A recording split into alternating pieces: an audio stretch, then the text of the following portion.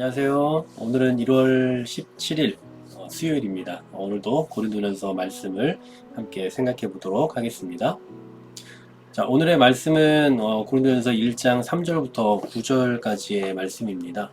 가장 먼저 사도 바울의 그 인사와 같은 내용인데요. 3절 말씀에 먼저 보시면 하나님 우리 아버지와 주 예수 그리스도로부터 은혜와 평강이 있기를 원한다라고 이야기하고 있습니다.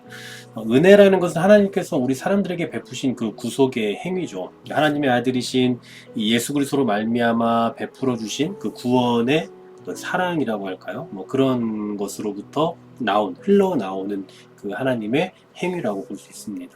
그리고 또 평강이 있기를 원한다라고 말씀하는데요. 평강이라는 말은 이 구속으로 말미암아 오게 된 그 결과죠. 그러니까 이 구속의 역사가 있기 전에는 하나님과의 그 담이 있지 않았습니까? 그로 말미암아 하나님과 이 회복이 되지 않았지만 이제 하나님 예수 그리스도의 구속하심으로 인해서 이제 하나님과의 회복을 경험하게 되는. 그래서 우리가 이 평강, 평안 이런 의미를 담아서 히브리어로 이제 샬롬이라고 부르지 않습니까? 이 샬롬이란 말은 이 관계의 깨어짐에서부터 회복되는 것을 의미하는 거죠. 그래서 예수 그리스도로 말미암아 하나님과의 관계가 회복되었다. 그런 의미에서 이 사도 바울은 고린도 교회를 향한 이 편지 가운데 가장 먼저 예수 그리스도로부터 은혜와 평강이 있기를 원한다라고 인사하고 있는 것입니다. 이어서 이 4절부터 9절까지의 내용을 보시면요. 그리스도 예수 안에서 너희에게 주신 하나님의 은혜로 말미암아 내가 너희를 위하여 항상 하나님께 감사한다라고 말씀하고 있습니다.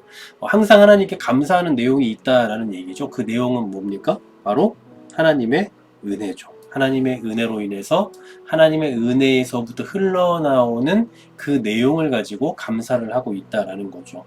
계속해서 4절 다시 보시면 그리스도 예수 안에서라고 말씀하고 있어요.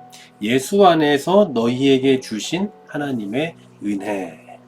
그러니까 바울은 그리스도인 됨의 근거가 어디에 있는지 다시 생각하게 하려고 했던 것 같습니다. 바로 하나님의 은혜로 말미암아 우리가 그리스도인이 된 거 다 알고 계시잖아요.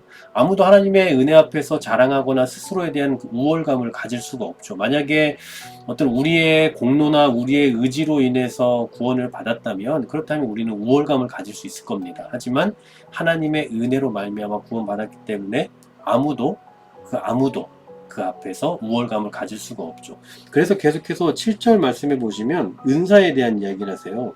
모든 은사에 부족함이 없다. 그리고 예수 그리스도의 나타나심을 기다린다라고 말씀을 하고 있죠. 이 은사라는 단어와 무엇을 연관시키고 있습니까? 바로 위에서 말했던 하나님의 은혜와 연결을 짓고 있죠. 먼저 이 은사들을 말할 때 부족함이 없다라고 표현을 하고 있잖아요. 너희가 모든 은사에 부족함이 없다라고 말했잖아요. 그러니까 은사의 풍부함이 이 고린도 교회에 나타났다는 걸 알 수가 있습니다. 뭐 이제 나중에 살펴보면 알겠지만 고린도 교회는 유독 많은 그 은사들을 가지고 있었죠. 무슨 뭐 방언 아니면 예언 뭐 여러 가지 언변이나 뭐 지식의 은사들이 많이 있었고 또 그런 것들을 굉장히 높이 여겼던 대단하다고 여겼던 곳이 바로 이 고린도 지역이거든요. 실제로 그 당시 고린도라는 지역은 수사학이 굉장히 발달했던 도시로 알려져 있습니다. 어쨌든 이런 은사들에 대해서 바울은 우선 인정을 해요. 그래, 은사다. 그 하나님께서 주신 것이다. 라고 말하지만, 그러나 그런 은사들을 오해해서 자신의 자랑거리로 삼고 우쭐대는 뭐 그런 일이 있어서는 안 된다라고 말하고 싶은 거죠. 그래서 나중에 이제 고린도전서 12장, 13장에 가시면 이제 어떤 내용들이 나옵니까?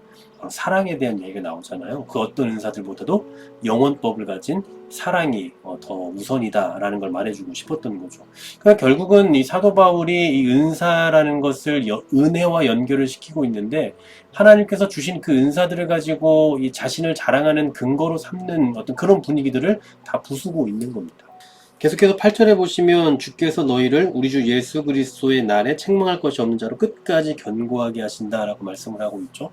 그러니까 이 고린도 교회의 교우들은 이 성령님께서 주신 그 풍성한 은사에 도취되어 있어요. 이미 왕노릇하고 있는 겁니다. 다 끝이라고 생각하고 있었던 것 같아요.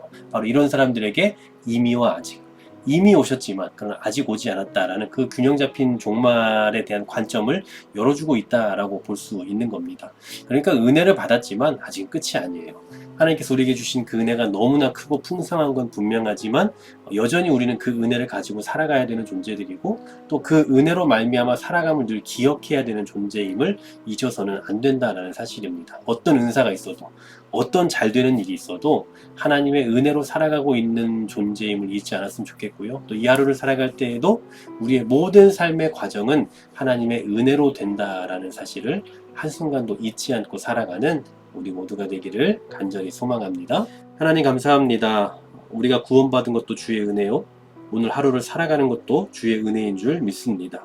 그 어떤 상황 속에서도 하나님의 은혜를 잊지 않고 살아가게 하여 주시고 하나님의 은혜를 기억하며 모든 것이 주의 은혜임을 생각하며 살아가는 이 하루가 되게 하여 주옵소서. 예수 그리스도 이름으로 기도하옵나이다. 아멘.